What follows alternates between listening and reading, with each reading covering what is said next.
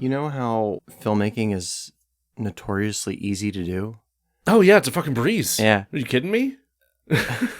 I honestly don't know why more people aren't filmmakers. Yeah, I've never cried from overwork and exhaustion on a film set. What are you talking about? Well, you see, our problem is we're just incredibly unlucky. You think so? Yeah, but not the unluckiest. I mean, that can't be possible, right? We're incredibly unlucky. No, we're just poor. Like, we're poor. No, yeah, we're poor. We're poor. We've made one feature and a bunch of shorts, and we haven't had nearly as much opportunity or resources with which to fuck up, or to be that unlucky with. Let's say, unlike the gentleman who is the topic of our podcast today, who is the topic of our podcast today, Jack? Well, the title of this episode, in my notes at least, is "The Many Misfortunes of Terry Gilliam." I'm excited. I can't wait to hear about all of this. I'm coming in relatively blind on this too, so I'm thrilled. So, as promised, I guess not last week's episode, but for part one of Mac and Me, we wanted to try different things, and I've always been fascinated with just how miserably unlucky Terry Gilliam is.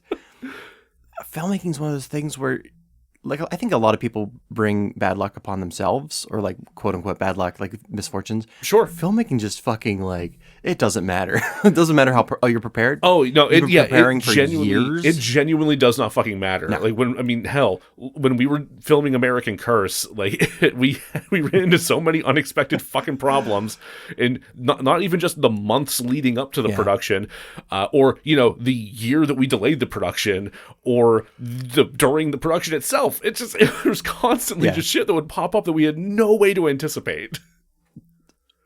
Yep. I was like, the only thing I have to add to that is, even in my pre-ramming speed days, I still had terrible luck with film. Sure. But having gone through what we did on American Curse, I'm like, oh, that's like easy mode. Yeah. Is what I did before. Oh, we were pulled over by the cops with a fake gun. That's fine. That's fine. we were caught in abandoned, apartment buildings. Nothing. You lost your set the day of production. Ooh, all right, that's fine. That one sounds rough. That was rough. But yeah, filmmaking notoriously hard. Hey, welcome to DeRazzled, the podcast that takes award-winning worst films and fixes them. I'm host Jack Culbertson, here to suffer alongside me as always is also host Joe Nealis. Hello, everybody. As we stated, we're going to do whatever I wanted to do today. Hey, yeah, it's my birthday. Like, it is your birthday. We just celebrated your birthday last night before this recording. We sure did. And as I was telling you before we started, I won't be outrunning horses today, but I will be trying to outrun my hangover. Yes. My impending hangover. You were... rip-roaring. You were having a good time. I did have the parts that I remember I quite enjoyed. It was a good party. Yes. I've taken 2 electrolyte packets. I'm hoping that helps. It does, or I'd already be fucked. Yeah, that's fair. So we'll see. What do you know about Terry Gilliam as like a base level? So I know he was among the Monty Python crew. Most notably, in my mind, he is the gent with the coconuts clapping together in Monty Python and the Holy Grail. He sure is. Is it Chauncey? I think it was his name. Is it? It might be Chauncey. It might be... I don't know. I thought it was Patsy. I don't know. I'll have to watch it again. It's an excuse to watch it again. Yeah. There we go. So I'll report back. This episode was great for like an excuse to watch a bunch of movies. Yeah. I'm sure it was. Well, I think I told you that I had watched Brazil before. I know I had watched Brazil at some point, but I think like I had mentioned to you, it was during one of like my college friends' movie nights. Mm-hmm. Right. Yeah. So there was like a lot of talking over the film happening, and everyone, myself included, was drunk. So that's kind of a film you have to pay attention to a little bit. Yeah, it really is. It was one of the handful of movies that I watched when I had the death flu in college. Oh, God. Where I had like the flu for like a month and a half. Jesus Christ, man. It was... I thought I had it bad when I had swine flu. Jesus. Like, other colds came and went, but the flu remained. My mom eventually took me to the ER, and the doctor's like, what the fuck's wrong with you? Like, why didn't you come here sooner? I'm like, I'm poor. I'm a college student. Yeah.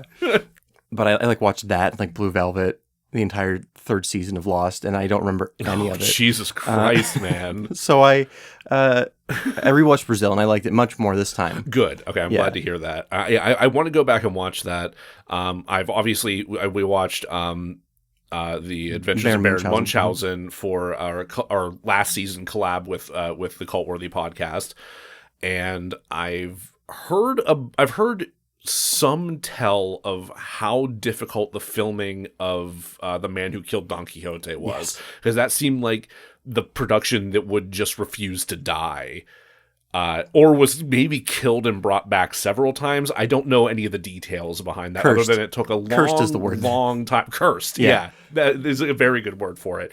I mean, also, obviously, I know about the fact that he was filming with Dr. Parnassus with Heath Ledger, and then Heath Ledger died. Yeah. Okay. That's a good place to start with Terry Gilliam. Okay. So he is the only American Monty Python. Oh, I didn't know he was American. Yes. Huh. He has since renounced his citizenship, mostly for tax reasons, because he was paying taxes from both the U.S. and Great Britain. Yeah, that sucks. And he's like, I don't really go to the U.S. unless I absolutely have to. Yeah, I could see being done then. Yeah. That makes perfect sense. Which we'll get more into specifically his politics in a minute. If I'm not mistaken, there's some shit there. Yes and no. Yes and no? Okay. Yes and no. Yes and no. Okay. So he specifically joined the Monty Python group as an animator. Oh. So all those animated bits were him. Oh, fascinating. Yeah. He didn't usually, like, he was hired exclusively to do the animated bits. He wasn't hired to be a performer. He would just kind of like... So he was like a side Python. Right. Huh. So they threw him in like background roles, or if they need like a third guy to like say a line, he would pop in. Okay. And then he slowly became one of the Pythons. Just worked his way in, endeared himself, showed he cared. Yeah. Well, he had a background with, I think it was Michael Palin, I think it's Palin. And Terry Jones. Sure. Who had done like a children's show. Oh, that's which is neat. Wild to think about. It really is. But he had done some animation for that show. And so when they were like, we need some animation for Monty Python, they brought him in. So that's going to have that.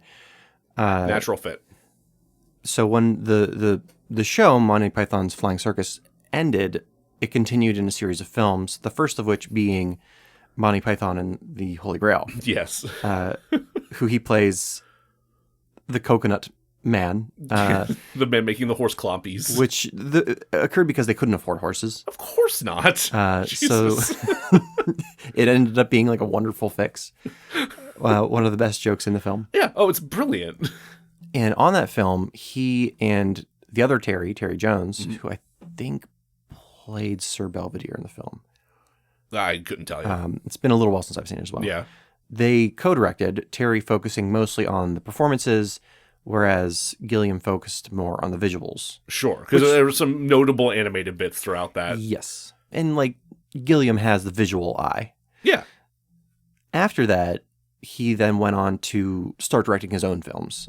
He only directed that first Monty Python film. The other ones, I don't know who directed them, but not Gilliam. I would guess probably Palin or somebody else more experienced in the troupe. Yeah, or even like a third-party director. Also possible. So the way I've laid out the script is I just took the filmography of Terry Gilliam, researched what went wrong, and movie by movie, that's how we have it. So you're just going to steamroll me with all this misfortune all at once. Yes.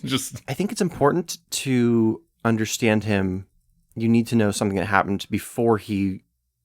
So he wasn't an animator. He didn't start out as an animator. He started out as a poli-sci student. Okay. I didn't see that coming. Specifically in the 60s in California. Oh, okay.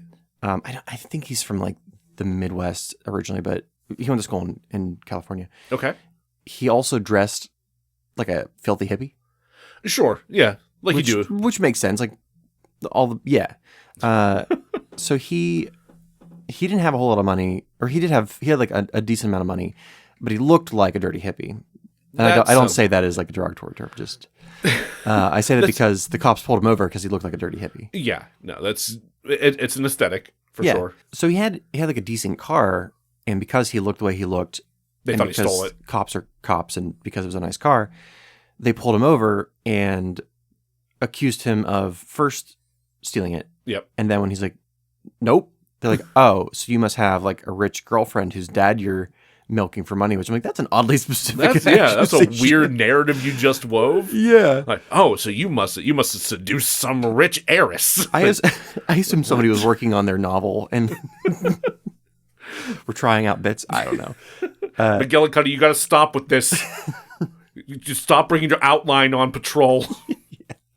I don't need you to shop your script to me. Just send it out.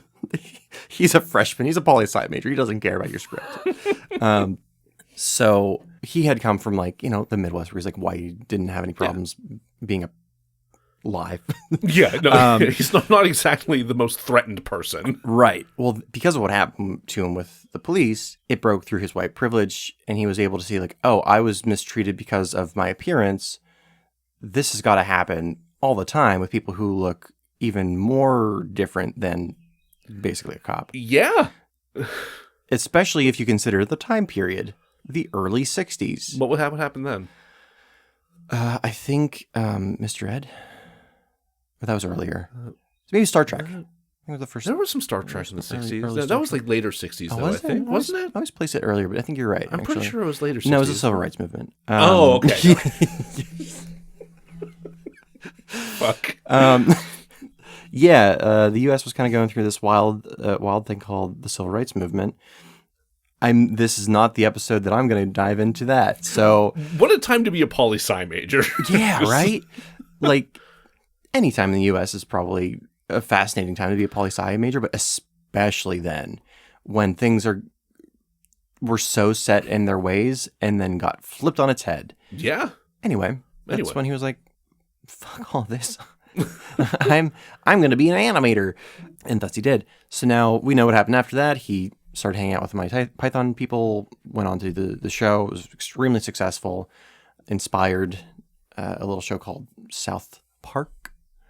Yeah.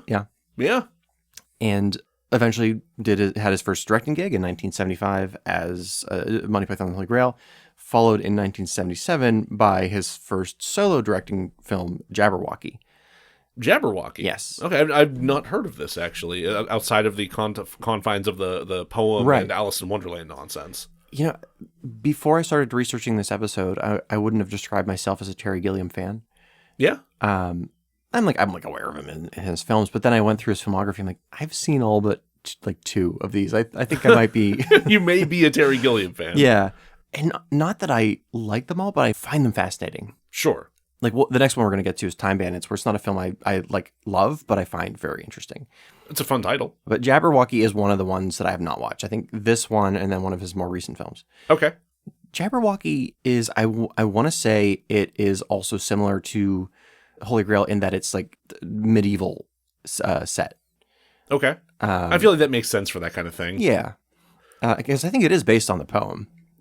Oh, okay. Have you read the poem? I have. Okay. Yes.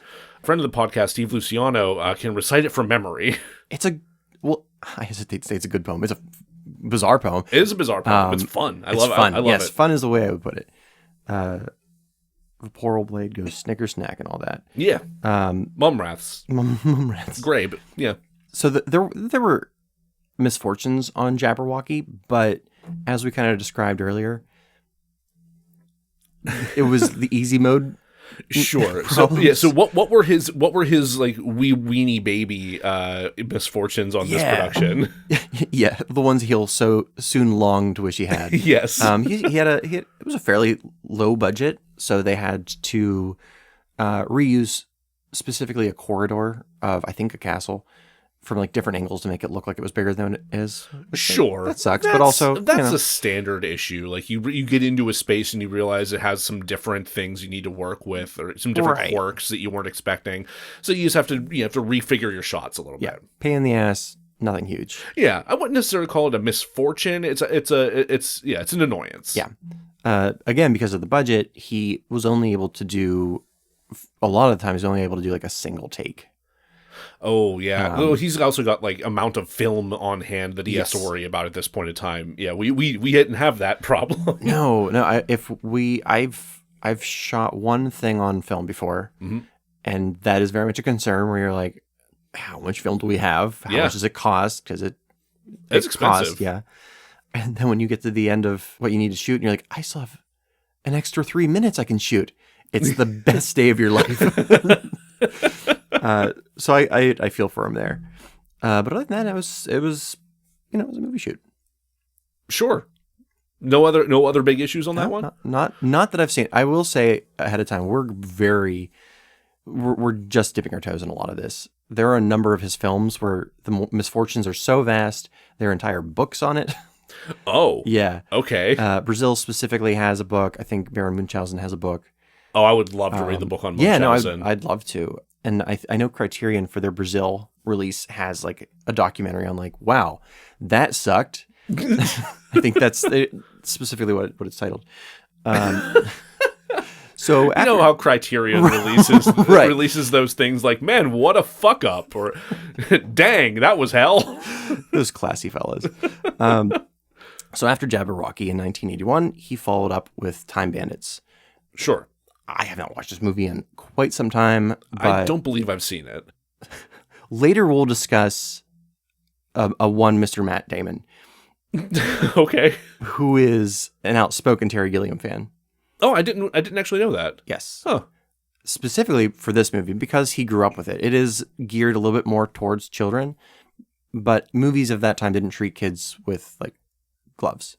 Is that the word I'm looking for? So you're thinking of kid gloves. Yes. Yeah. Yes. That's not referring to treating children carefully. That's referring to gloves made of baby goat. Yeah, that they didn't use those in 1981. They didn't use those. So. Oh, poor baby goats. Basically, they weren't afraid to scare kids. Sure. Yeah. They didn't pull or to their have punches. like a darkness in a film. They treated a child audience like an audience, as opposed to a thing they have to walk on eggshells around. Yes. Even though that said, the movie has a decidedly downbeat ending. I mean, sure. Which the producer and the studio, I don't know, I can't remember what studio released this, fought to cut. And Gilliam fought to keep it, and this time he won. He won. So that was his big trouble with this one. So they kept the downer ending for kids. They sure did. All right. Wu-Tang is for the children. Thank you. It's again, I haven't watched it in a while, but I reread the synopsis. I'm like, that is a bizarre ass ending, and he has explained why he wanted to keep it, but fucked if I remember. Fun factoid about Time Bandits: they wrote the script, him and Charles, I'm gonna say McCune, and in it there's a character who plays is a king, and they're like in the notes, in like the character notes, they describe the character as somebody who is as regal as Sean Connery, but not as expensive. Do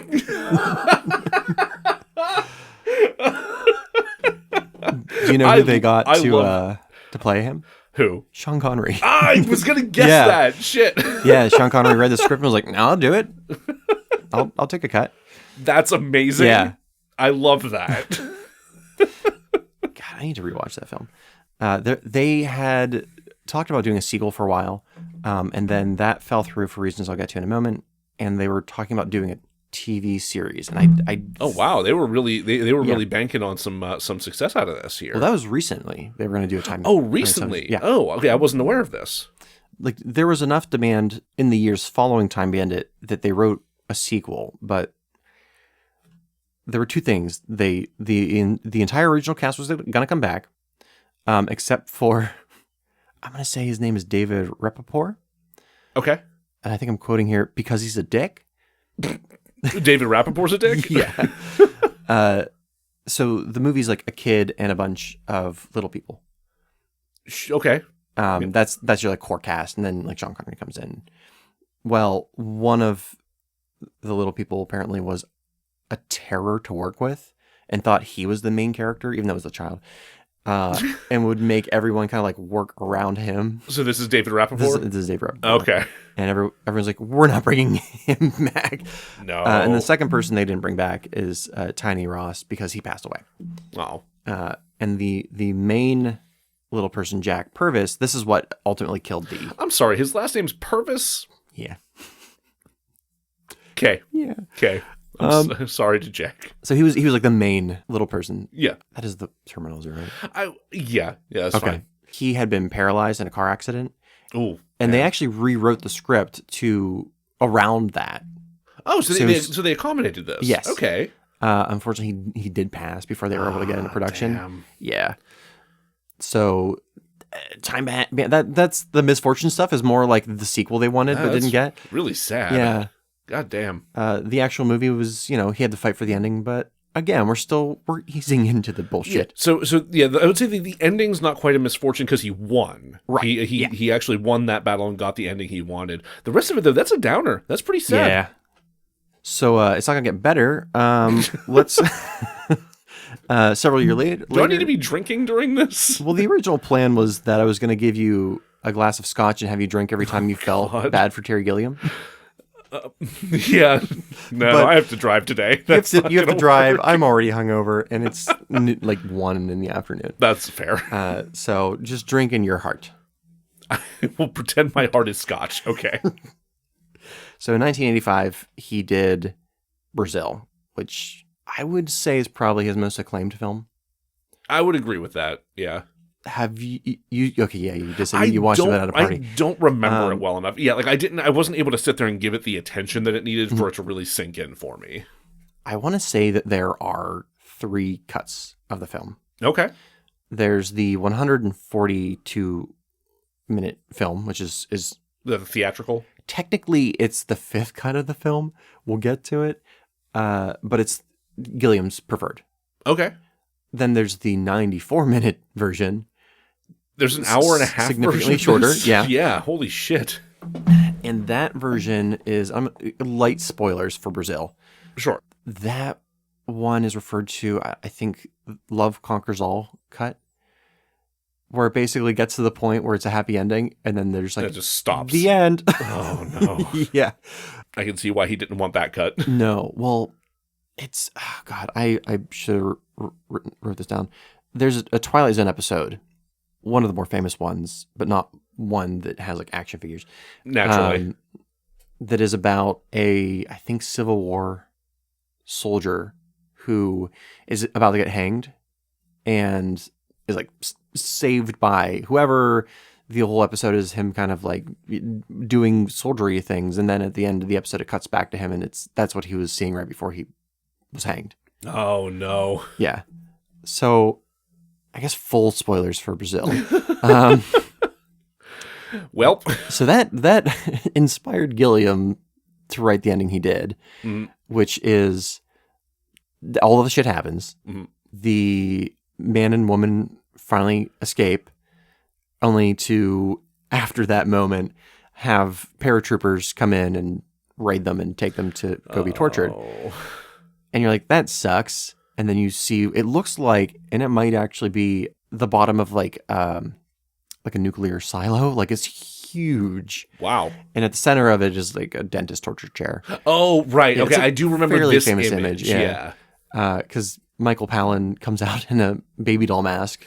Yep. Yeah. I definitely remember the baby doll mask. I was watching it and I'm like, oh, this is like Silent Hill 4 with the weird baby doll mask monsters. Especially there's a dream sequence where they're on all fours and like chasing after him. Anyway. Oh god. It's a fantastic film. Yeah, I'm gonna need to go back and give that the attention it deserves. So the baby doll dentist Michael Palin shows up, is about to torture him when Robert De Niro and his fellow, I don't even know what to call them. They're like guerrilla mechanics. Guerrilla mechanics? It's a weird movie, okay? Robert De Niro plays a guerrilla mechanic. He like intercepts a call for like, my pipes are burst, and he shows up instead of the legally approved. Interesting. Yeah. Huh. And he's like, got to stick together. Sorry, you said guerrilla mechanic, and my brain jumped to the animal.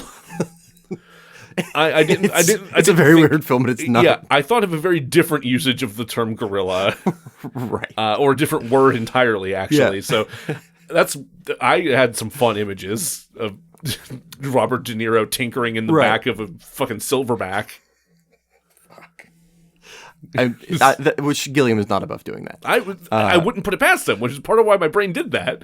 But so like there's a big action sequence, everyone's saved, and like everyone escapes the horrible dystopian future. Yeah. And then it cuts back to Michael Palin kind of like wiping his gloves off, and he's been tortured to death. And that's the end of the film. It's super bleak. Yeah, that's bleak as hell, man. So Universal didn't like that.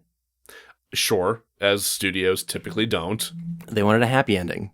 So they assigned not one, but 2 editing teams to recut it. What the fuck? There was the regular one, which Gilliam was aware of, and then there's the secret one that he was not aware of. Wait, they did a secret cut behind his back? Yeah.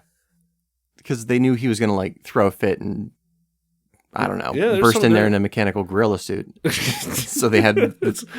Look, Gilliam's got a gorilla mech. We can't fuck with him. He can't ever find out about this. So Universal had cut the film down to 94 minutes, consumer friendly. They hadn't released it yet. And Gilliam and the head of, or whoever was in charge of Universal, fighting back and forth. Movie was not being released. So what Gilliam did was he took out a full-page ad in Variety begging Universal to release his cut. Wow. So like, all right, I'll embarrass you into releasing it. Yeah. I kind of love that, actually. Yeah. Because I was going to say, like, I'm feeling bad. I'm going to have some of that heart scotch here until we got to more gorilla shenanigans. But yeah, no, that's absolutely fucking do that. Yeah. Get your vision out there, man. And then Universal said, no. Piss. However, they did release a 132-minute version only after it won several awards at the Los Angeles Film Critics Association. Huh. So it won awards for the full-length cut. For the normal cut, the Gilliam cut. Correct. Okay. And after that, Universal's like, fine, but take out these 10 minutes. So that's how it ended up at that runtime. Okay. Yeah. Wow. Yeah. I remember reading years ago that Gilliam had to run from the U.S. back to Great Britain with an actual cut of the film to save it. I think that might have been an exaggeration, but again, there's an entire book on the making of this film. I'm going to be reading it. Yeah. That's I want to know more specifics about what happened there, like what that battle had to have been like. Yeah. I will say, from having watched Lost in La Mancha and some other interviews with Gilliam, I don't think he's an easy person to work with, especially if you're like a producer or a studio head. I'm glad he got his vision out. And the like auteur in me is like, yeah, fuck them. But they're also paying for your movie. They are also paying for your movie. Studio interference is just like such a fucking pain in the ass in my brain. Like, on the one hand, yes, they're paying for your movie, but they are paying for your movie because they believe in your artistic vision and they believe you'd make something people want to see to put butts in seats, right? Hold on to that thought. Okay, I'm going to hold on to that. Get unfortunate. Great. Is this still tied to Brazil? No, we're done with Brazil. Okay. Should we take a break? Yeah, let's take a quick break. All right, welcome back. We are covering the many misfortunes of Terry Gilliam. That we are. We've just gotten through Brazil, so I'm excited to see what comes next here. Do you know what movies? I don't. Brazil? No, I don't know the chronology of his releases. Yeah, I kind of have it separated in my head as like early, middle, newer. Okay. And I would say this is probably the turning point in his career, or the first turning point, because even though Brazil was a clusterfuck, it still got him a lot of awards and acclaim, kind of the ability to do his weird, because his movies are weird. Yeah. Oh, absolutely. He followed up Brazil with 1988's The Adventures of Baron Munchausen. Oh, so Munchausen was next. Okay, I didn't realize that was right after Brazil. Yeah. Okay. And I'll put it like this. So because of, even though Brazil was successful, because of that shit, and because, he called out a studio exec in Variety. Yeah. He was given this movie, and with the way that went with Baron Munchausen, he lost a lot of the power that he'd built. Sure. So this is famously the movie that is dangerous for children to be on. Specifically, Sarah Polley, she plays the lead actress, little girl. Right. Not Baron Munchausen. That would be hilarious. That would be hilarious. Very different movie. She came out later, and I'll get to when exactly, because it's important when. Mm-hmm. But she later came out and said that it was a very dangerous set to work on. They work a lot of overtime, a lot of the explosions, because it's a pretty actiony movie. It is. There are a lot of big action set pieces in this movie, and and it's all practical. It's all like it's fairly dangerous in a lot of situations. Yeah. Gilliam disagrees. He said it was a very safe set, blah, blah, blah, blah. I'm going to lean with, I don't think he thinks he's lying. I think that's a good way to look at it. Like, in his mind, he did everything that he could do to make sure it was safe. Yes. That doesn't mean it was safe. Correct. So Sarah Polley has a lot of bad memories with it, but also a lot of good memories with it. Right. I think I remember going over some of that when we were doing our episode with Antonio. Yeah. Which check that out on the Cultworthy podcast. Yes. That was a fun episode. It was. Another actor who appears in the film is Eric Idle, who... Yes. Oh, God, I love him in this movie. I think played Sir Robin. I believe he was Brave Sir Robin. Yeah. Quotes brave. Yeah. No, Eric Idle is probably, if not my absolute favorite Python, then at least like top 3. Like he's fantastic. I think that John Cleese would probably be my favorite if I didn't have to ever hear him talk outside of performing. If John Cleese never got a Twitter account. Yeah. Just. Yeah. But Eric Idle, Sir Robin was my favorite. Yeah. In that movie. It's great. Yeah. So he was quoted as saying that he loved Gilliam's films. Mm-hmm. You should absolutely watch them. Go check them out. Don't work for him. Oh, man. He's like, and he had said that prior to doing the film. So he's like, oh, he said that prior to doing Munchausen. Yeah. Okay. I think at this point, the only Python who had worked with him was Michael Palin. Post Pythons. Okay. And Gilliam specifically said he didn't want to ever do a film with more than one other Python because he didn't want to like lean on that as on that troop as like the recognition or the reputation for why people are going. That and when Jabberwocky came out, which was his first film after the Pythons, it didn't do well critically because people were like, "This isn't funny." Oh, because they were expecting Monty Python stuff. Yeah. And it is a little bit more, to my understanding, it's a little bit more of like a sketch thing. It's like scene, a little disjointed. Okay. Like Monty Python. But it's not. Like it's his style, not their style. So he said he liked working with a number of the fellas, but he said, I'll never work with more than one in a film. So I guess simultaneously it's that he doesn't want to ride the Python's coattails for his own success, but he also doesn't want to sully the reputation of the Pythons by having their performances in his work misrepresented as being Python work. Yeah. Okay.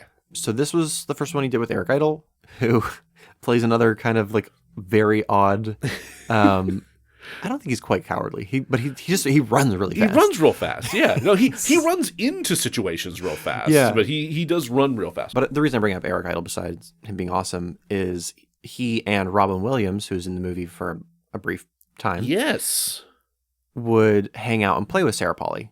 So like that's right. Kind of distract her from how upset she was. No. Them and a very young Uma Thurman. Right, because this is Uma Thurman's like first film appearance, if I'm not mistaken. Yeah. She was 18? Either 17 or 18. Yeah. I hope 18. I hope 18, Given that she was playing Aphrodite, right? Yeah, I mean, she's like nude in Pretty the much, film. Yeah. Working opposite Oliver Reed. Oh my God. Like, he was an actor. I think Gilliam likes to work with actors that are explosive. Yeah. That other directors won't work with. Mm-hmm. He likes to try to channel that. He likes to channel that chaos energy. Yeah. And by God, Oliver Reed, famously known for having a terrible drinking problem. Oh, God. And a bit of a temper. Those go hand in hand. Yeah. Yeah. He was what? Hephaestus? Or do they use Vulcan? Wait, what? In the film. He plays Aphrodite's husband, who was Hephaestus or Vulcan, or I can't remember. It doesn't. I don't know my your Greek mythology. Yeah, my mythology is lacking, unfortunately. Yeah. Well, whatever it is, he plays an angry god. Yeah. And apparently, Uma Thurman had no problem working with him as far as being able to put up with this bullshit and give it right back. All right. Good for Uma. Yeah. Hell yeah. Sarah Polley has nothing bad to say about Uma. Basically, she would go and mother her, basically, between scenes. So, yeah. Lovely. So that's all the good things that I had to say about that film. Okay. For this episode. We've said good things about it before. No, I think I told you it's like one of my top 3 for him. Yeah, it's a great movie. I thoroughly enjoyed it. But what else went wrong? So much. Let's hear it. Let's do that. So much, in fact, that when I was watching the Lost in La Mancha documentary, they kept referring to Munchausen as like, I don't want this to be another Munchausen. Please don't let this be another Munchausen. Yeah. So, oh my God. Remember when you said that you want a producer or studio that believes in your vision? Yes. He had that until he didn't.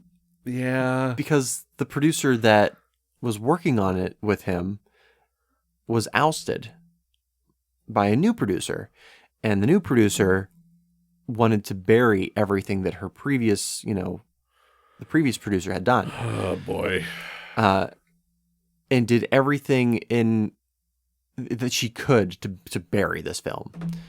That sucks. And she only worked with, I can't remember if it's Universal or not, but she only worked with that. It might have been Columbia. Anyway. Regardless, she only worked for them for like 2 years before she was kicked out. Wow. There's a lot of financial problems that were going on. With the company in the 80s, sure. Right. Like it was going on with the previous producer, and she kind of like inherited that issue. Yeah. And didn't do much to fix it. That tracks. So at one point, the puppeteers for this film were promised a bonus if they were able to get the puppets done on time. Hell yeah. I think that makes sense. Yeah. That's a big undertaking, puppet making. And like things were already behind schedule and the budget was ballooning. Like this is famously, the budget went way over what it was scheduled as. So the puppeteers, they did it. They got it done on time, and they went to her, be like, "Hey, so where's our bonus?" And she's like, "Didn't the previous guy say that?" She did eventually give it to them, but she said, "Do not tell anyone because I don't want anybody to think that I'm doing something nice for Terry Gilliam." Fuck off! Yeah, like good. You're not. It doesn't. The biggest issue was the previous producer and Terry Gilliam said, like, "Okay, well, here's the budget. This is what the budget's going to be." Mm-hmm. Wink. Oh, they had like a handshake deal. Always get that shit in writing. Yeah. Make sure that shit is signed. Make sure there are copies made. Yeah. Everyone has a copy. Like every time Gilliam would need more money to do whatever new crazy thing he thought up, he would go to this producer, be like, "Hey, we're going to be over for this." And the producer's like, "Yeah, that's fine." Until he was ousted. Yeah. Gee, I wonder why he was ousted. Yeah. I want to say that he was... I don't think I wrote this down, but I want to say that he eventually went into British politics and like did quite well for himself. Really? Yeah. Huh. But since that doesn't really relate to the movie, I didn't write it down. Another terrible thing that occurred on that film. So the role that Robin Williams plays originally was going to be played by Sean Connery. Right. Yeah. The King of the Moon. Yeah. Until he argued himself out of a job.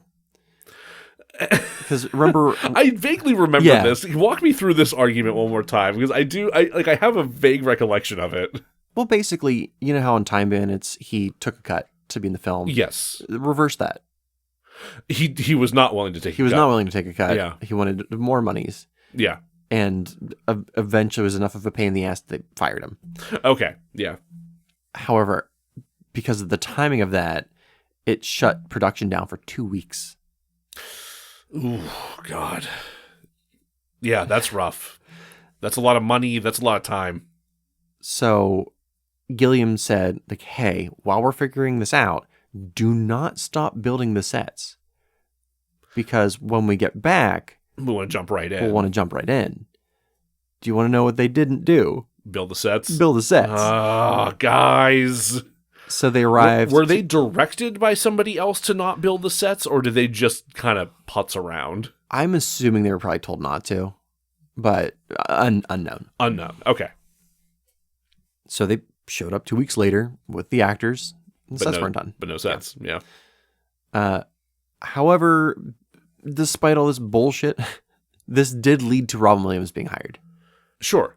Because he basically hopped in to save the day. And he's not credited either, if I'm not mistaken, right? Which is what I'm about to get into. Oh, okay. So he said the only way he'll do it, because he was also a famous actor. Yes. At that time.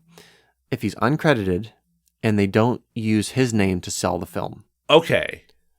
Right. Okay, I think I vaguely do remember that, which, good Lord, what, like... Yeah, that's a hell of a move for somebody to make there. I'm going to come in and I'm going to save the day on this movie, but do not use me to plug it. Yeah, that I'm wondering what is the thinking on that decision on his part? I know why he did it in Aladdin, because he did the same thing in Aladdin where he took a massive pay cut, and he made the deal with Disney. He's like, I'll take this pay cut. You just can't use my name to promote it. Like, they'll still use it, like put his name on it, but they won't like put him up front. Yeah. And the reason for it at that point was he was coming out with a pet project, I think toys. Okay.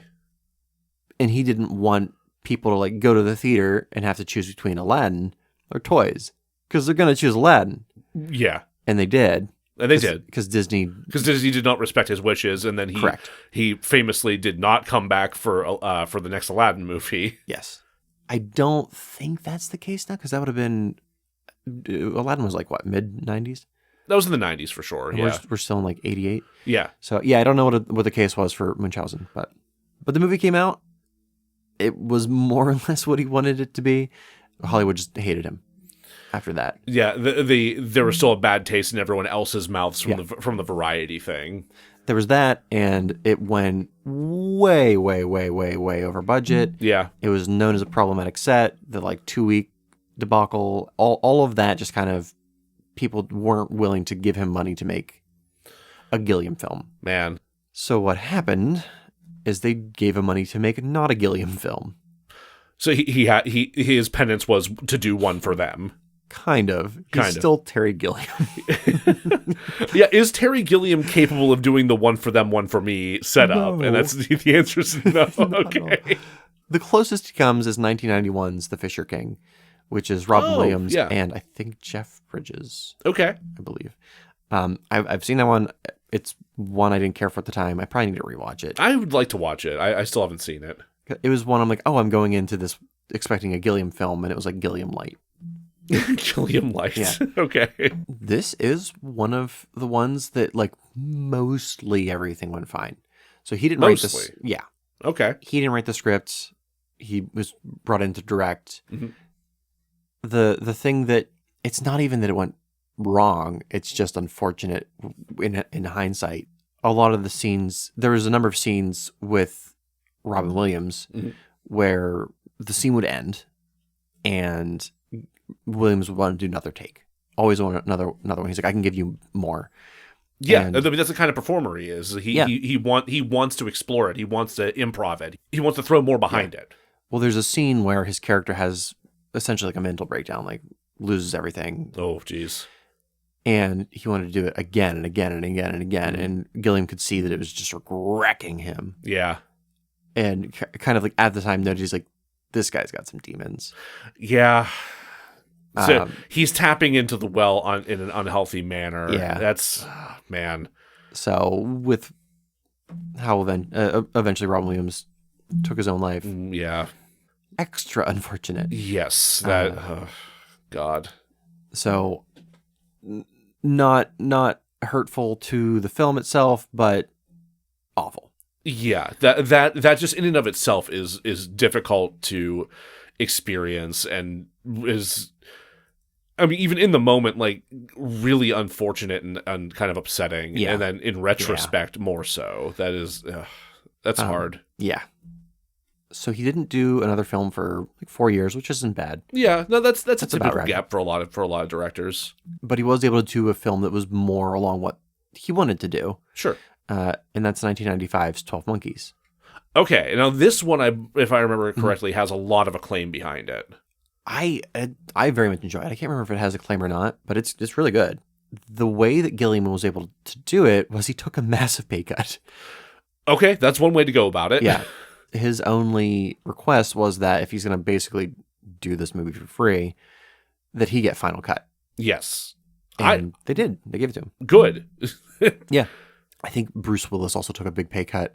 Really? Yeah. Huh. What is amazing is that Brad Pitt didn't have to take a pay cut because he wasn't famous yet. No, he wasn't. Yeah, this is very early Brad Pitt. So yeah. Well, during the middle of filming is when all of his movies came out that made him famous. So they basically got Brad Pitt for like a huge discount. They got in right under the wire. Yeah. So not misfortune, fortune. Yeah, that's great. Yeah.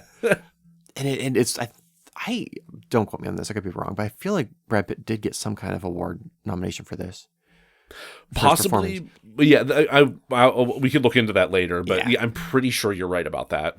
But he took the role extremely seriously. He went and hung out at mental institutions, did a lot of research.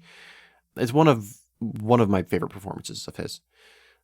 So anyway, when they first released the film, the first cut of the film, it appeared to not do well at screenings. Okay. And the studio asked for major changes.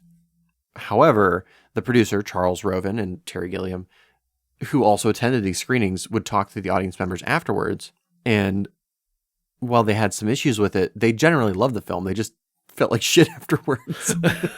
It's a real fucking downer, but I loved it. Yeah. So it's like, did I enjoy it? I feel like no, but it's good. I feel like this movie punched my mother in the face, but man, it was a good time.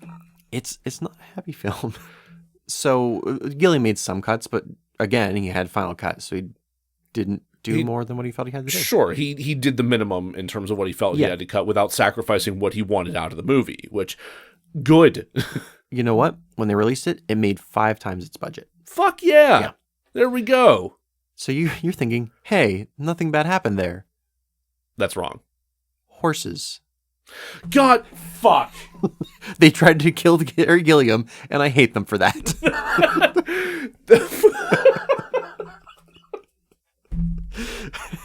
You said we weren't running from horses this time. I'm not. Gilliam is. Oh, no. What happened with these horses?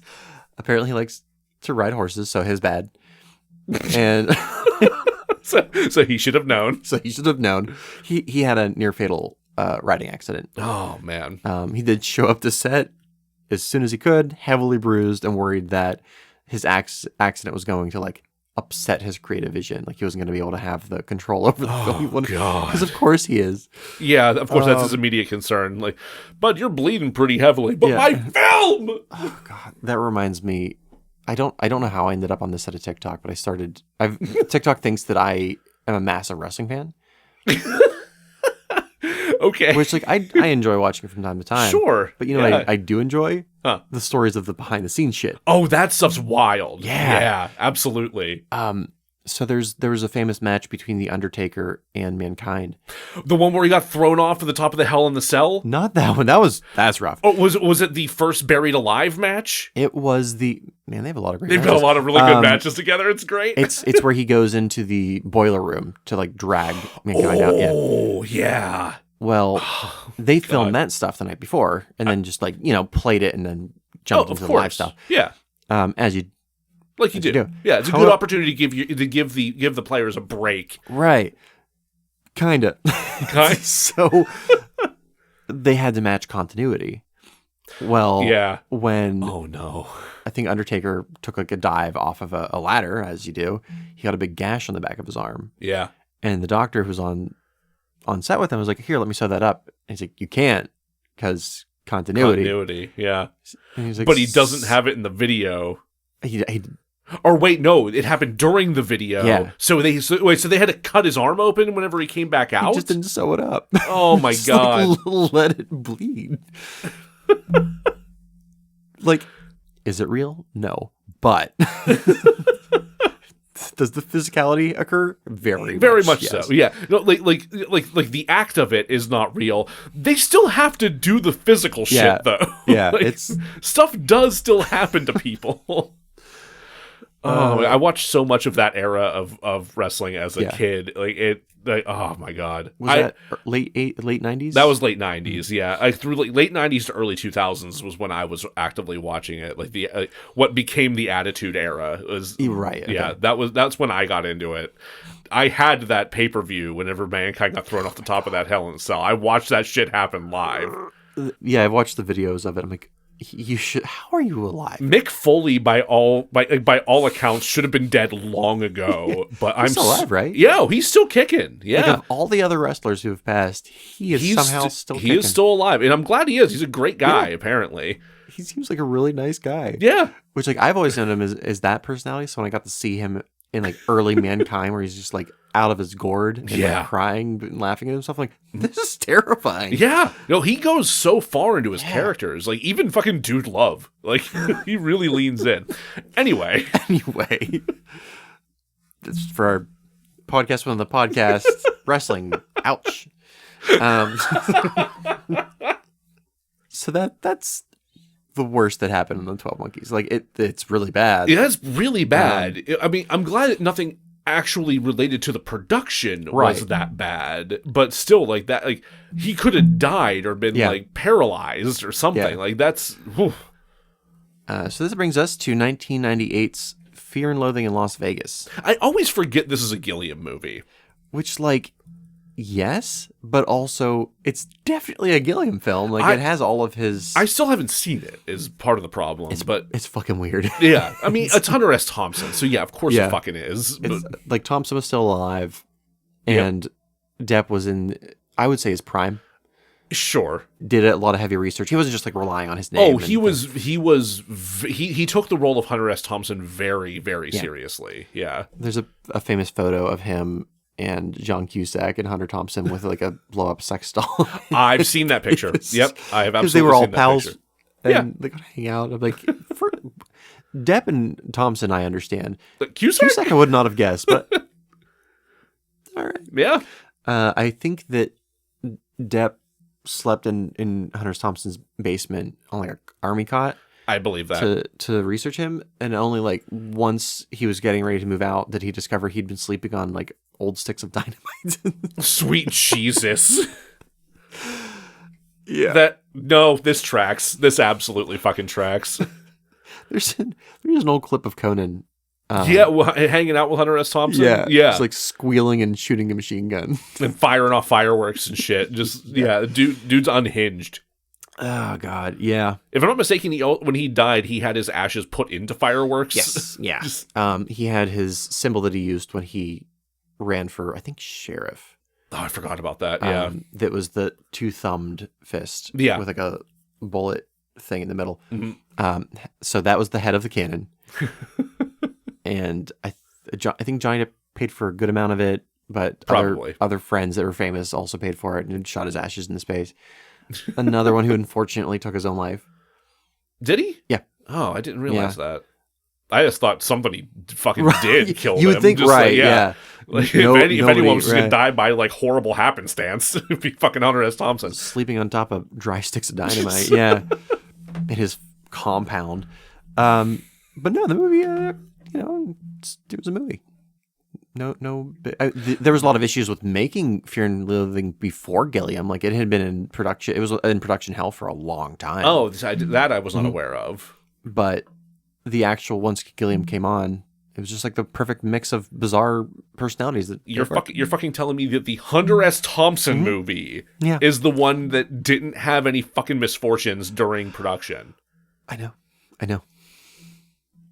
Benicio del Toro, Johnny Depp, Hunter S. Thompson, Terry Gilliam. You think it would be a disaster? I'm beside myself. Yeah. I don't. There were some scenes that Thompson didn't like, and in his Thompson-y way would disagree with. But sure, yeah. I think there's a scene where I think it's Gary Busey. I think Gary Busey lays a big old smooch on Johnny Depp's Thompson, and Thompson did not like that. For God's sake, man! Which he's like, that didn't happen. That's out of character. I'm like, it's not you, it's the cop. But anyway, it's a weird film. It's also kind of a downer, but of course it is. Yeah. So I'm glad that worked for him. because the next film he tried to make was The Man Who Killed Don Quixote. Oh, we're already up to that. 2000 was his first attempt. Do we want to take a break before we jump into this? Let me take a quick note, or take a quick look. Oh God, yes, yeah, because like, there's not a whole lot to mention because I put all the Quixote stuff at the end. Yeah, but you know what he did after that was the Brothers Grimm, produced by the Weinsteins. Oh no! So yes, let's take a break. Let's take a break. All right, hey, the Brothers Grimm. The Brothers Grimm. Let's do this. It is one of the films I like the least of his. Okay, so just establishing timeline again. Yes, this is after he's taking his first attempt to do Don Quixote. Yeah. But we're going to talk more about that later. Yeah, I just put all the Don Quixote stuff at the very end. Yeah. Okay, so Brothers Grimm, 2005, starring Matt Damon and Heath Ledger. Interesting. Okay. Yes, Matt Damon being a huge Gilliam fan from growing up with Time Bandits. Big deal for him. Yes. There were problems with the movie, and it almost entirely has to do with the Weinsteins. Fuck. Okay. What did they do? I feel like our audience probably knows who the Weinsteins are, but if for some reason you don't know who the Weinsteins are, that must be awesome for you. That must be great. Actually, good Lord, I kind of envy you. Was it Bob and Harvey? Yes. Is it? Yeah, Bob and Harvey Weinstein. They have been film producers for years upon years upon years. They founded Miramax, if I'm not mistaken. Named after their parents. Named after their Mira and Max. Yeah. That's right. It's like obnoxiously cute. It's obnoxiously but also fuck them. Yeah, it's obnoxiously cute until you remember all the sexual assaults that Harvey committed and all the careers he fucking ruined. Like diabolically, comedically evil type shit. Like absolutely. He was just recently sentenced to a lengthy prison term, which is going to hopefully kill him. Rot in hell, you fucking piece of shit. Yeah. Which is really upsetting because Miramax was a fantastic studio. Dude, so much great film came out of Miramax. It's God damn it. They produced all of, up until the point of which he was running from the law. Yeah. Produced all of Tarantino's films, did a lot of like indie-ish or indie films. They were responsible for Kevin Smith's career. Yeah. Yeah. The flip side of that is, and Miramax was, the parent company was Disney. So. Oh, I didn't know that part actually. Yeah. Oh God. So when, I forget what happened, but they split from Disney and that's when they formed the Weinstein Company. Yeah. Which doesn't exist anymore. No, I don't believe it does, and nor should it. No. So this, I think this would have been still under Miramax. I can't remember for sure. It doesn't matter. Possibly. I'm not. Yeah. Regardless. Yeah. The flip side of Miramax, they brought in a lot of great movies that would otherwise not have been made. Yeah. They were also obnoxiously hands-on. Yes. Which is a problem when you have directors that are more in the vein of an auteur. Because Harvey would totally re-edit films, if I'm not mistaken, which sucks. The only person that he really didn't fuck with was Tarantino. Yeah. Like, which on the one hand, I get it. Yeah. But also, hey, maybe don't do that for anyone else either. That's not your place. Like a lot of studios will fuck with filmmakers and what they're trying to make, but not as bad as Harvey did. Yeah. Specifically, I think where it's obnoxious, if not downright problematic, is when he would buy a foreign film that was already made to release in the United States, and he's like, American audiences are dumb. We've got to recut this so that they can digest it. Either dumb or impatient. Like if it's a longer movie, he'll cut it down, or if like there's some scenes that would upset in a traditional middle America audience, he would cut it. I hate that approach to filmmaking and film distribution, because not only is it fucking insulting to audiences, but it becomes a self-fulfilling prophecy. Yeah. To where audiences just become trained to expect this stuff. Yeah. God damn it. It makes me so angry. Have faith in your fucking audience. Yeah. Anyway. maybe this is just me. I like a movie that challenges me. Yes, like confront me with shit. Make me feel something. Like, God damn it. Like, I don't want to be treated with fucking kid gloves. Yeah. Just like those baby goat gloves. Yeah. Yes, they're soft and nice. Also, you have to murder a baby goat to get them. That's really the downside That's there. really the downside there. And just save the baby goats. Make good films. Like I said earlier, the first time I watched The Fisher King, I didn't really care for it, but I want to try it again. Yeah. And we just had a very long conversation with Antonio about this. Yeah. We're like, the first time I didn't like it, but it challenged me enough that I do want to try it again. Maybe I'll still dislike it, but maybe. I like Brazil much more now. One, because I didn't have the flu, and because I'm a little older and more knowledgeable and understand greater societal blah, blah, blah. Anyway, the Brothers Grimm. Oh, dear. First issue, right off the bat, Gilliam and his writer, Tony, I'm going to say Grisoni, are not credited for writing the screenplay, even though they did, because the Writers Guild of America is bizarre. How the fuck did they get screwed out of credit then? What? Good fucking question.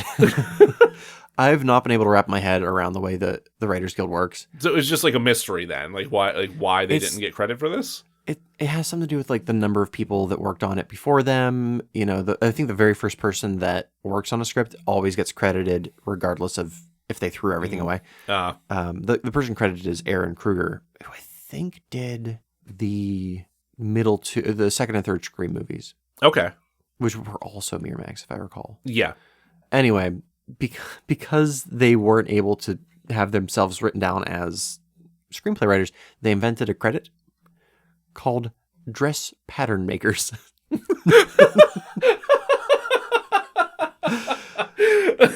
I love that. Yeah. That's really funny. And they say they didn't really make the film off of a screenplay so much as they just followed a dress pattern. Which, that's one way to do it, I guess. That's really good. Oh, my God. Oh, man. So some of the Weinstein's involvement. First, Gilliam wanted to cast Sarah Morton as the lead female protagonist. Okay. Weinstein said that she's not traditionally attractive enough. And I had you on a break pull up an image of that Samantha explains. Morton. Yeah, that explains why you had me pull up an image of her while we were on break there. What? Yeah. Yeah. She's beautiful. Like, what are you fucking talking about? Yep. Oh, my God. Don't listen to a fucking rapist whenever he tells you, like, a woman's pretty or not. Like, God damn it. I can't remember who I know they didn't cast. know at the time, but, like, I'm so angry. Another way they affected casting is Gilliam likes to work with people he's worked with before. Right. Yeah, he has and most directors have, like, a stable of people they typically work with. Yeah. Not that actors are horses, but most of the time not. Yeah, you like form a common language. You kind of know what to do and not to. Anyway. Yeah, you know how to work together. I want to say it was for the Matt Damon part. I could be wrong, but I think Johnny Depp was supposed to be cast as the Matt Damon part. And this is wild to think about, but he wasn't famous enough at the time. And also, the Weinsteins basically made the career of Matt Damon and Ben Affleck. That's also true. Yeah. So, God. Yeah.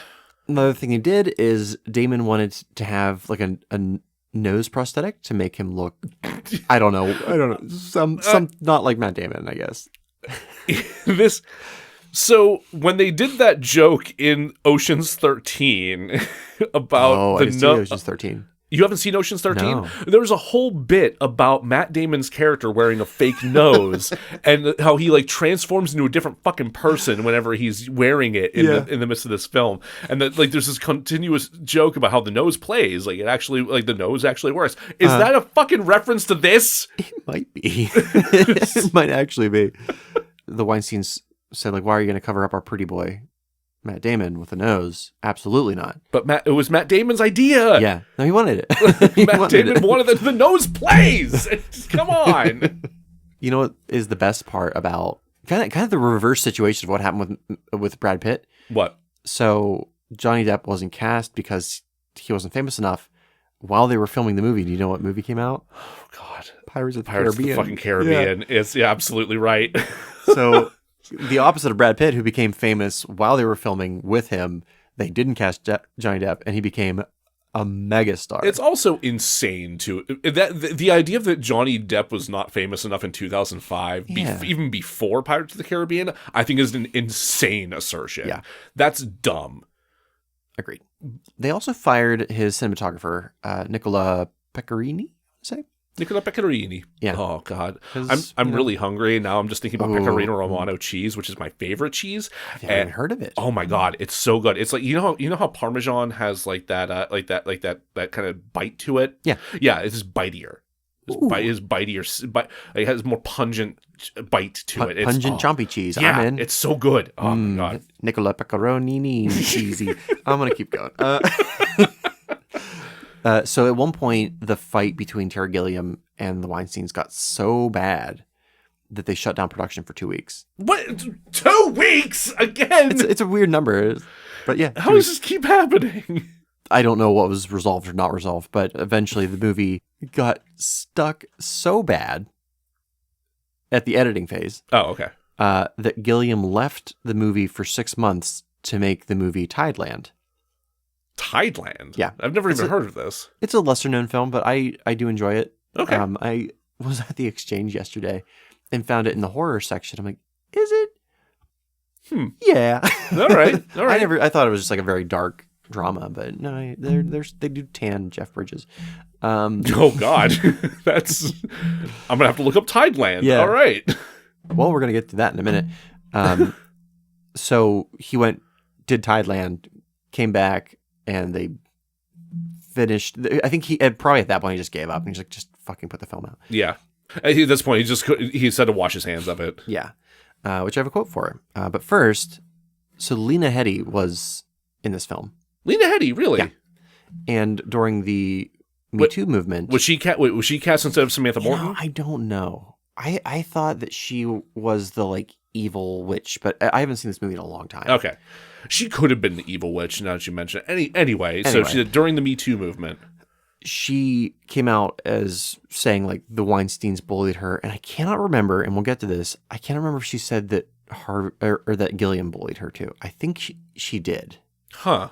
This is where we start to see more of the bad side of his politics. Because he's very liberal. Okay. There's in one of the like behind the scenes features of Tideland, he finds out that George W. Bush won the election. One re-election. And fucking lost his mind. Oh, God. I think he shut production down for that day. God. Yeah. Like he had like a video journal, and like that day just was like, it's just like him screaming and just being upset. Wow. Not to say you can't be liberal and a misogynist. Yeah, those things are not mutually exclusive. No. Especially in the early 2000s. Are you fucking kidding me? Yeah. So I think he's a director that the movie is really more important than every other thing in the world. Yeah, I mean, that is kind of a pitfall you can fall into. I will say that's not true, and that's probably especially not true on the fucking Brothers Grimm. Fair. Yeah. Yeah, actually, that tracks. Given the experience he's having with the Weinsteins, yeah, he probably wouldn't give nearly as much of a shit about this fucking movie. I think there's more there, but I didn't write it down. I do have a quote from Sense of Cinema, and I apologize for saying this writer's name. Masapesa, I think? Came out in September 2009. He asked Gilliam, in the end, is it the film that Bob and Harvey Weinstein wanted? Gilliam says, no, it's not the film they wanted, and it's not quite the film I wanted. It's the film that is the result of two people or two groups of people who aren't working well together. Pesa asks, what did they want? I don't know what they wanted. How could I know what they wanted? They didn't know what they wanted. They wanted a big, successful, wild adventure film. They kept saying they wanted a Terry Gilliam film, but they really wanted a Terry Gilliam film with their involvement. Yeah. I mean, is Gangs of New York a good film? Marty Scorsese, said almost the same exact quote I said without us knowing it. Quote, they took the joy out of filmmaking. There's just something about them because they want to be filmmakers, but they're not filmmakers. They're great salesmen, which I would agree. Sure, I'll give them that. They're great marketing people. They're fantastic. Which is what you want out of a production company. Yeah. but they want to put their fingerprints on it so they can say it's their film. And if they're working with people like Marty or me, you just can't do that. It doesn't work. So that's how Gilliam feels about. Wild. I've never thought of Gangs of New York in that light before, actually. Me neither. That's fascinating. Huh. I'm going to assume that Scorsese has a little bit more clout and therefore was able to fight for more of his style. He's fucking Marty Scorsese. Right. Good Lord. Yeah, and now I want to look into like how the making of Gangs of New York. Yeah, I want to do like an in-depth academic like comparison of those production situations now. Like that's kind of wild. Oh, I just remembered why Gilliam made me want to vomit with the Me Too movement. Why? Holy God. Okay. So when Lena Headey, is that her name? When she came out, Me Too movement said all the shit with Harvey. I think Harvey tried to take her back to a hotel and sleep with her, and she rejected him, and it was obviously a bad scene. Yeah.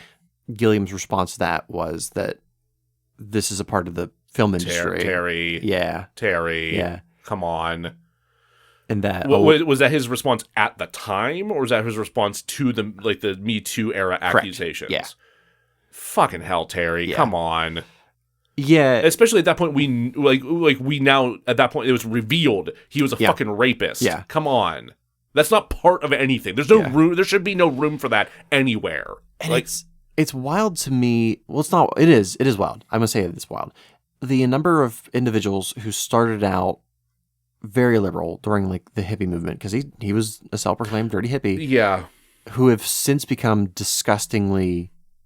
I don't think he's a conservative, but like it has conservative views, has some like very dated views. Yeah, who have particularly like misogynist or bigoted views. And it's so fucking prevalent. Throughout the the community of ex hippies. It is. Like the hippie movement was a fucking sham. It's so fucking stupid. Like that, the levels of misogyny and assault and bigotry throughout that fucking community is. And that's not to speak about people that currently identify as something hippie-esque. That's an entirely different generation. Yeah, no, there's an entire different generation that have like taken those aesthetics and taken it in a more progressive direction in some ways, and not that it's not also without its problems. Right. It's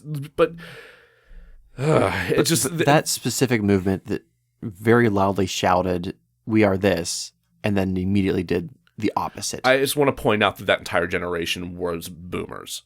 Those were the baby boomers. Yeah. Look where that went. It was this point in writing the script where I'm like, wow, you've had a lot of misfortunes. I don't feel bad for you now. I do feel bad for the other people that were also on the film that had to deal with the shit. Yeah. But he's very outspoken, and I wish he would have taken a moment to think, even if that is, quote, a part of the industry, maybe it shouldn't. Maybe it fucking shouldn't. Maybe it was a part of the point of the Me Too movement. Yeah. You think it through for like half a second before you shoot your mouth off. Are you ready to be more upset at him? Sure. So, kind of at the same time, well, in the middle of making Brothers Grimm, he did Tideland. Yes. 2005 as well. The lead protagonist of Tideland is a little girl. And that is when Sarah Polley spoke up about what happened to her on Baron Munchausen.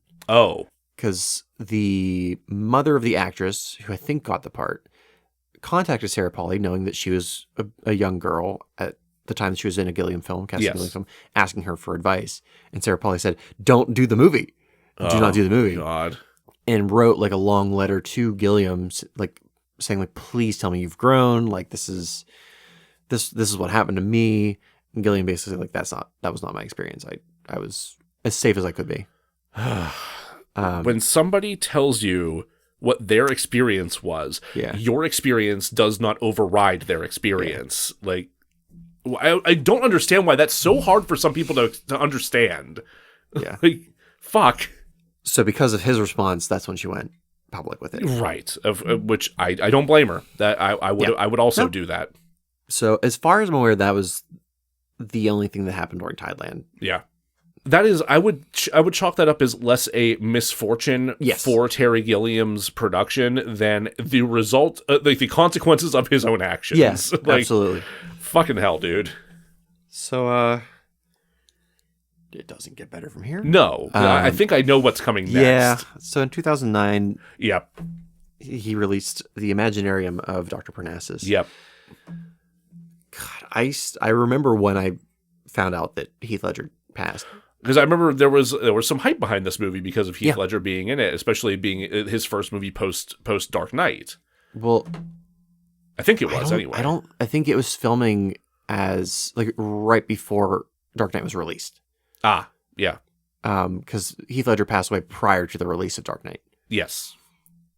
But I think I've apologized before, but I'm sorry again, Chris Anthony, for calling you a dickhead.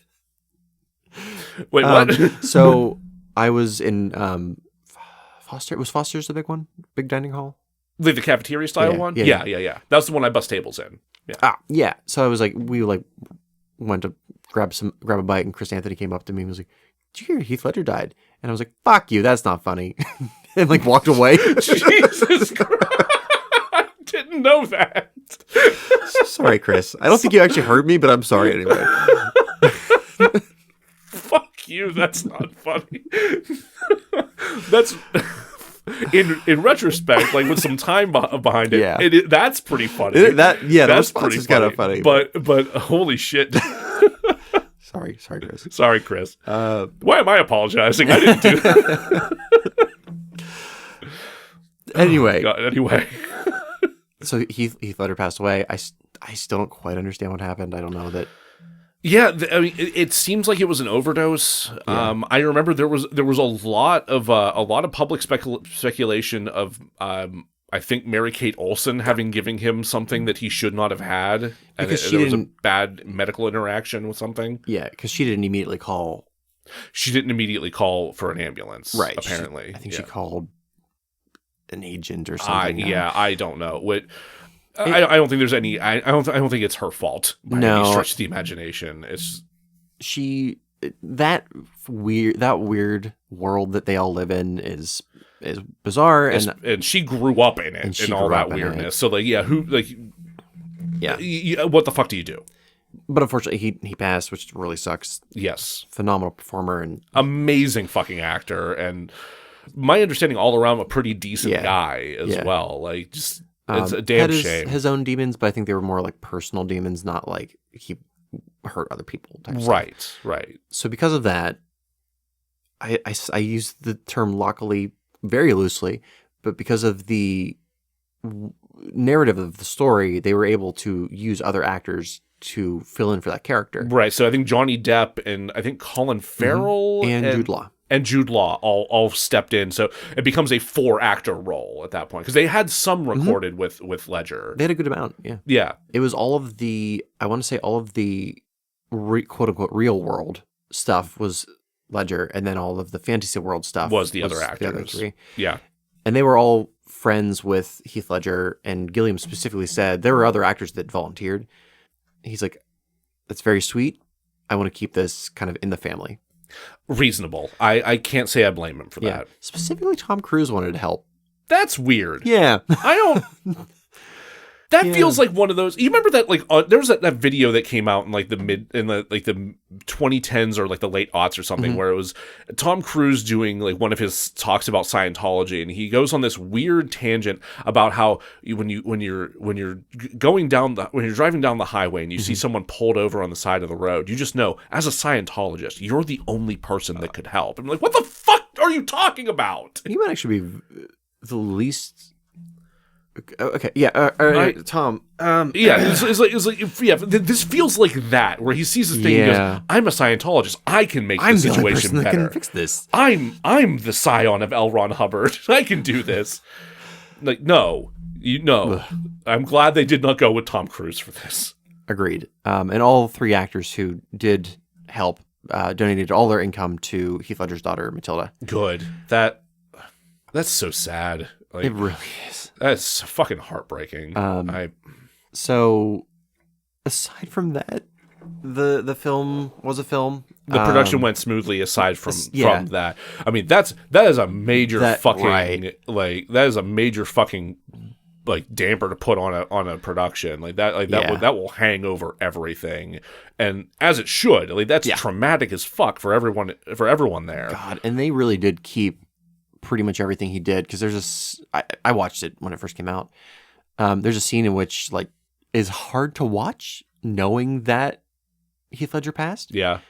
If you're just watching the film, it would have been like, oh, that's sad, but like not awful. But because if this is posthumous, it's So I'm like, I'm glad you kept the performance because it was great, but fuck, that was hard to watch.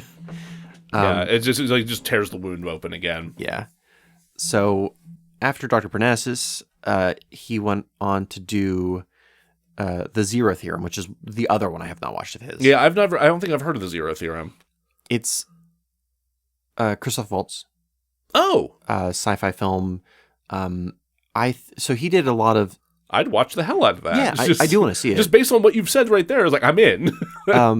It leans a little bit more on like blue screen and CGI than I would prefer, but I also understand that Gilliam's not getting the same budget as he used to. Right, and as great as he is with practical stuff, like if you don't have the budget for it, you don't have the budget for it. And he still has like a wild imagination, so it makes sense that he would do that. It's just he again doesn't have quite the same budget that say like a Marvel film would do. Right. So even if this does ease the ability or the inability to do the practical stuff you would want to do, there are still budgetary constraints with good CG. Yeah. So the biggest problem with this was just that it was postponed because of Ledger's passing. Yes. And because of the budget, it was shot in Romania, which isn't bad. It just sucks that your budget's low. Yeah. Are we there? Yeah. Okay, let's tilt at some windmills here. Oh, gosh. Oh, jeez.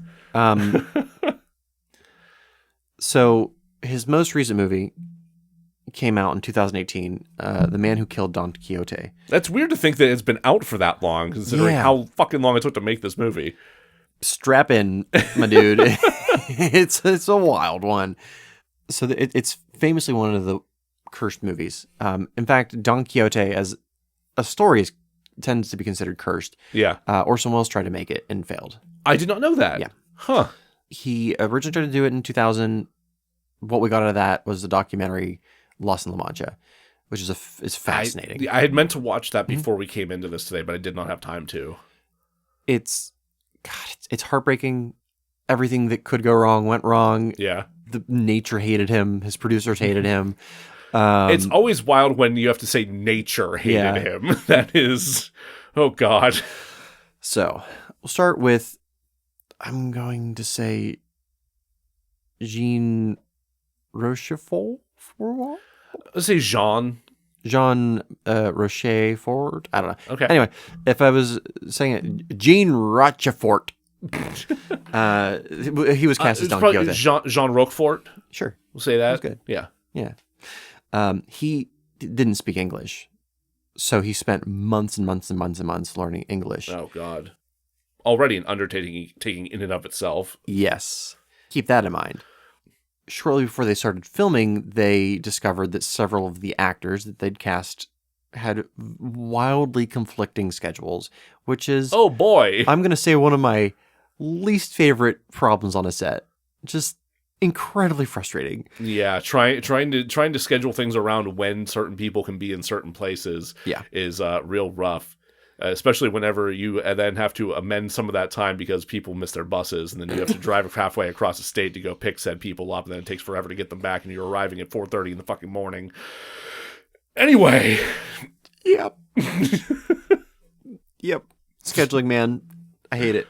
So that was a lot of issues. Just like, when could we get this actor? When could we get these two actors in the scene at the same time? Yeah. So let's move on to the very first day of filming, where it's this like gorgeous desert-y vista near an Air Force base.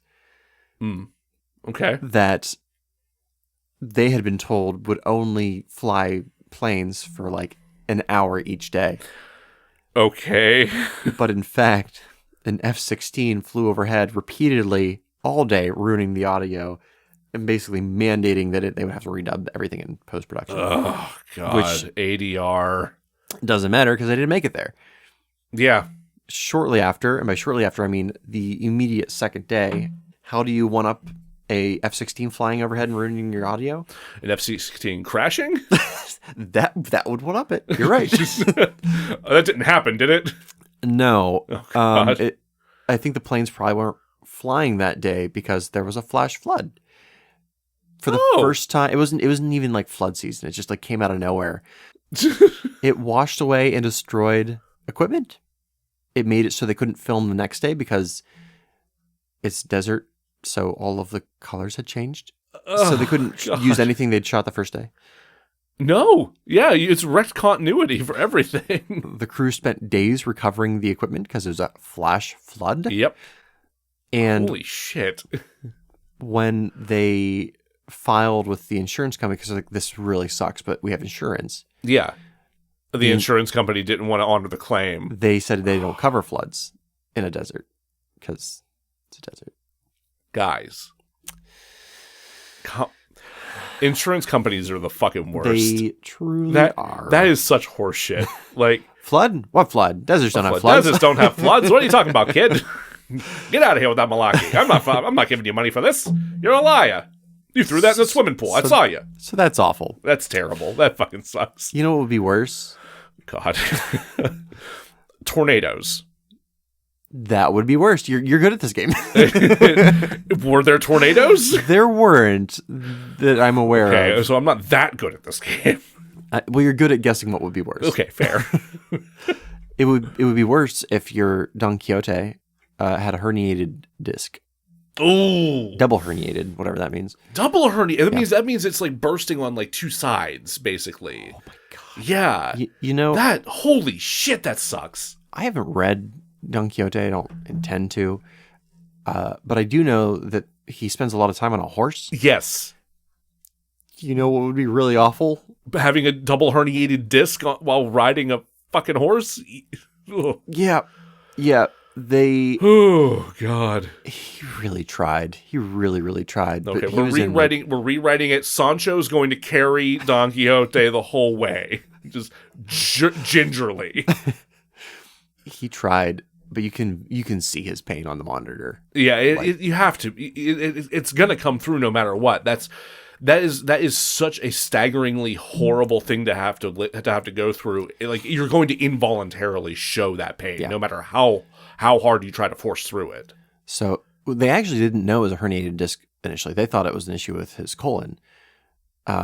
So he went back to, I think, France to go to the doctors, get it all checked out. And in that time, the crew tried to film different scenes with the other actors. Sure, like you do. Right. They got Johnny Depp in. He was going to play Sancho Panza. Yeah. So they did. They filmed a couple scenes. God, I think the everything that happens was unfortunate, but like the part that made my stomach turn was they bring in the financiers. The financiers visit set, and they just have Johnny Depp and a horse. And it's Johnny Depp has done a lot of horrible things, but it was really amazing to see how chill he kept on set as everything's going around. He's like, I'm here and I'm doing my job, and everything that happens around me, I'm not paying attention to it. Sure. And every take, even though the horse is not cooperating, I'm going to give my all. Because he catches a fish out of a river and goes to beat it to death. Oh god. To eat it. Okay. And take after take after take does it to this fake ass fish. Yeah. And the horse is supposed to come up behind him and bump him or something to get his attention. Horse doesn't give a fuck. Sure. So it's just take after take of Johnny beating up this fish. Oh god. And the financiers are looking at each other and regretting their decisions to finance this movie. If I recall correctly, this was going to be the largest European-only financed film. So no U.S. producers or no new U.S. financiers were going to touch it. Okay. So it was producers coming down from Belgium and watching this and be like, fuck. Fuck. We've made a mistake. Yeah. So they did that poorly. That's when... This is not good, yeah. Quixote returns. And they saw that, they knew if they lost him, the production's over. Yeah. But he has a double herniated disc. He has a double herniated disc. So is this where they realize that? Is this where it becomes clear, or did he find that out while he was away? Initially, they thought it was something that was colon, maybe even cancer. It's not, thankfully. They find out that it's a herniated disc, and he says, "I'm going to do it anyway. I'll act for the pain." This is where he comes back, and they get the footage. You can tell on his face. Yes. Okay. Yeah. Oh boy. The DP on this project, who is the same one that got fired by the Weinsteins. Sure. The cheese, the stank cheese. Yeah. My pungent cheese boy said, "Quote: Never in 22 years of being in this business have I seen such a sum of bad luck." Wow. Yeah. Yeah, it's really mounting. Like, holy shit. So, and Gilliam had spent 2 years trying to find the right Quixote. Yeah. Despite everything, and then like trying as hard as they can to make this movie happen, it gets shut down in November of 2000. Okay, so that's when things stop the first time. Yes. Okay. So over the next 17 years, they try to make this movie again, or he tries to make this movie again and again and again. He comes really close when he casts John Hurt as Quixote. John Hurt? Okay. Yeah. And then John Hurt gets his diagnosis. Oh, no. That he has cancer and he's dying. Yeah. So that shuts down production. Unfortunately, John Hurt passes. Yep. He finds... You think like, okay, that'll happen, and we know the movie came out. Yeah, so at this point, we now know this movie does exist. It's out there, but it's not done being a shit show yet. Yeah. So he gets financing from this man named Paolo Branco. Paolo Branco. Yes. Oh, that's a name. It is. The next time that Gilliam really almost got it made. Okay. Was in 2016, and that's when he connected with producer Paolo Branco. I think it was specifically like at awards festival, like they connected, and Paolo Branco promised him 16 million euros. It's a lot of euros. It's not bad. It's not anywhere near what he used to get to make movies. Sure. I also don't know what the conversion rate is between euros and dollars. So at that point of time, it was they were probably worth less than dollars. Oh. Not by a lot. Sure. Like but a little... yeah. People had warned him to not work with Paolo Branco, that he's got like a terrible ego, he's a liar, it's like the worst kind of sleazy producer type dude that you could get. And he's worked with Harvey Weinstein, so... Right. But David Cronenberg had just made Cosmopolis with him. Oh, okay. And I'm pretty sure the movie didn't do well, but it got made. It did get made. It does exist. I saw it in theaters. I think I was the only person that was like, that wasn't bad, I kind of enjoyed it. All right. Everyone else hated it. So at that time, Johnny Depp had been attached to the project for a long time. He's like, I will continue. I will make this movie. Absolutely. Okay. But, like 17 years went by. So yeah, that's a long ass time. I could understand maybe backing away from that at some point. Which is, we ended up getting Adam Driver, which I fucking love. I love Adam Driver. I did watch this movie. I have mixed feelings on it, but I did like Adam Driver. Sure. The Quixote at that time was going to be Gilliam's old buddy, Michael Palin. Oh. And this is only important for later. It was going to be, the unit production manager was going to be Amy Gilliam, which is his daughter. Oh, okay. So with this group, they went on to like make this movie. But Branco was like, hey, I know I told you I was going to give you this much. How about we give you much less than that? Specifically, he had promised to pay Palin 285,000 euros. Okay. And he cut that to 100,000. So what the fuck? Yeah. Like that is less than half. Way less than half. Yeah. What, dude? No. And when Gilliam was like, hey, that like really hurt his feelings, like hurt my buddy's feelings, it is super unfair. Branco's response was that he needed a true producer and that he is the captain of the project. Excuse me? Yeah. Then he cut Gilliam's personal pay and finally cut his daughter's pay. He cut his daughter's pay? Yeah. He said he wasn't allowed to shoot on film because they were originally going to shoot on 35 millimeter. He was going to too expensive. We're going to shoot it on digital. Okay. Threatened to replace his entire crew and cast. And you know what? That did work for Gilliam. So No. For fuck's sake, man. So it got shut down again. Yeah. But it like almost immediately got picked up to be made this final time. Now with Jonathan Pierce playing Quixote. Jonathan Pierce. Okay. Who is the protagonist in Brazil. So he'd worked with him a while ago, but like he'd worked with him before. Fascinating. Okay, I kind of like the circularity of that. Of him coming back around and working with his original star. And like I didn't see any of the footage with the previous Quixotes, but I liked his performance in it. So he is the Quixote in the final cut. Yes. Okay. The movie gets made. They make the movie. Yes. There's a little bit of controversy because there's a church in the movie that claimed that their crew had like wrecked it or had like caused like permanent damage to this like old historical church. Like what were they claiming happened? Like what? Something with a tree. I think there was a tree that was ruined or torn down. There's some like damage done to the building itself. Probably, I'm assuming from like setting up lights and like moving shit around. Maybe, yeah. This was later proven not to be true. The tree thing did happen, but it was the last people that were there. The previous people who made a movie there. Not the Quixote crew. Correct. So they just planted all this blame on Terry Gilliam for shit that either wasn't them or didn't happen. Correct. Fucking hell. But aside from that, it gets made. Right. But they go to release it, or they're going to play it at Cannes. Paolo Branco claims that he still has the rights to Don Quixote.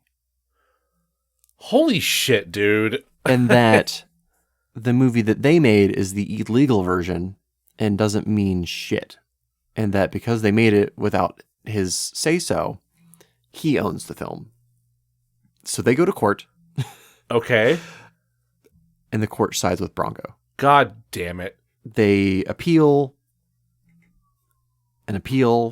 and eventually they say Gilliam has to pay X numbers of monies to Branco, but he's allowed to release the movie.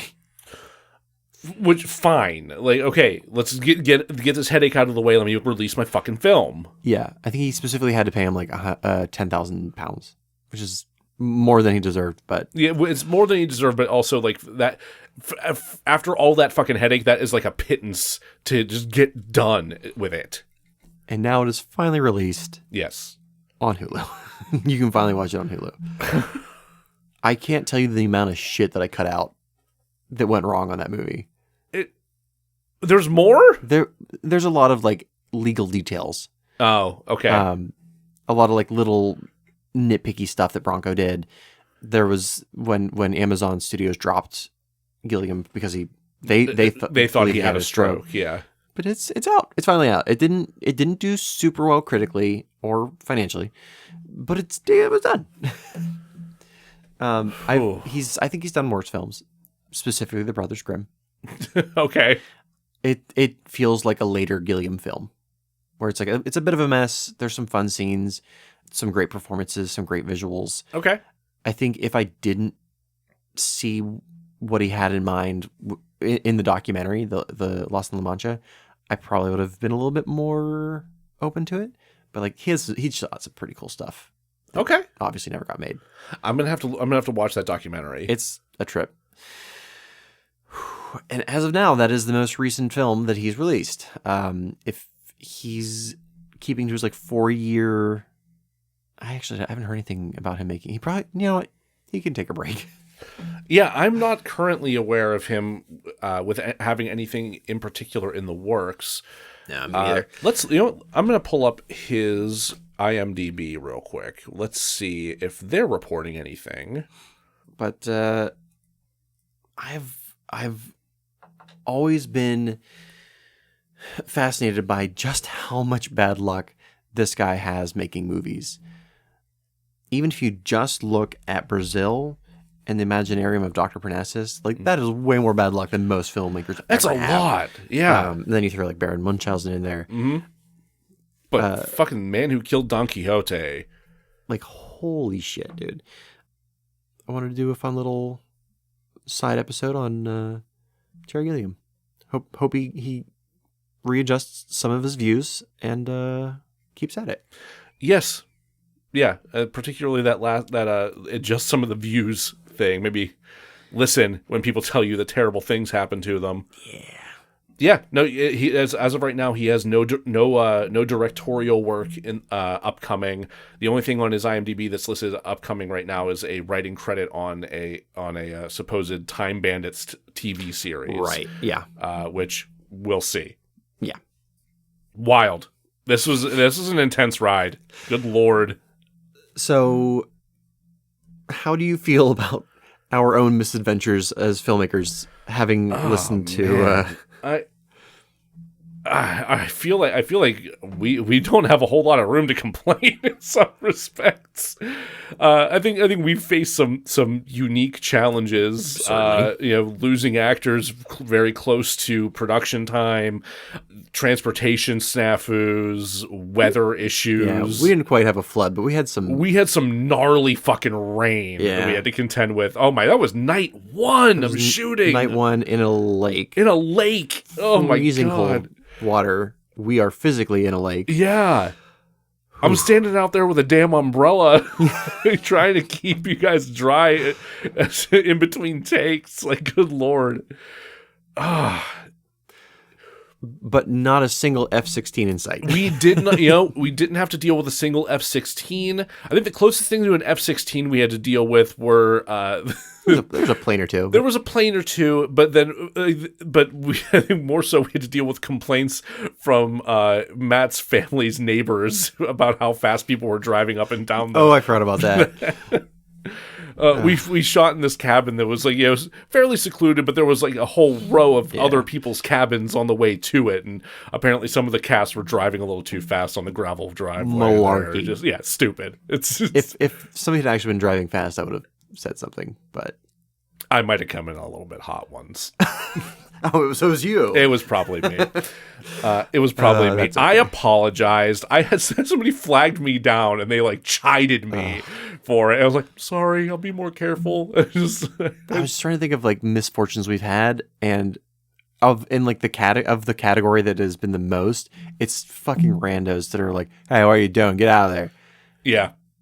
Which sometimes is valid, but most times has not been. What are you doing? Oh my god. I had a good time researching this and having an excuse to watch some Gilliam films again. Hell yeah. Did we beat your hangover? I don't think so. I think by the time we got to Don Quixote, I was like, shit. That's okay. I don't have to do anything the rest of the day. So what do we have coming up next? Coming up next, I think we have our collaboration with Antonio Palacios on Caligula coming up next, if I'm not mistaken. Sure do. And then I think after that, we're gonna have some. There's gonna be some second unit stuff that I have not quite determined just yet, and Assassin's Creed. Before we get to the actual end of the season. Yeah, we're getting pretty close. We're getting close. Yeah, it's almost that time. This season's flying by, man. Which is weird considering how much more work we've done on this. Yeah. And I think we've put out a lot more episodes. We have. I was counting the other day, and including deleted scenes episodes, we've released more than 50 episodes. Jesus. Yeah. Well, hey. Where can they find those episodes? Oh, you can find those episodes anywhere you listen to podcasts. And if you listen to them, please rate and review everywhere you possibly can. We're on Spotify, we're on Apple Podcasts, we're on Good Pods, Stitcher, Podcast Addict, wherever you listen to podcasts. Those reviews go a long way to showing people, how much fun we're having here, how much you're enjoying us, and helps us get into more people's ears. If you want to follow us on social media, we are on Twitter at DeRazzledPod, on Instagram and TikTok at DeRazzled_podcast, and Facebook at DeRazzledPodcast. If you want to request something to get covered in season 3, because we're going to be planning for that very shortly here, send us an email at derazzledpodcast@gmail.com. You can also request there anything you'd like to see pop up in our Redbubble store. Maybe there'll be a Henry Horsinger popping up in there at some point in the future. Who knows? things Great. things that we put into the fucking universe. I'm so sorry. Now that porno exists. Hey, come back next time where we'll sort of To razzle dazzle. dazzle, yeah.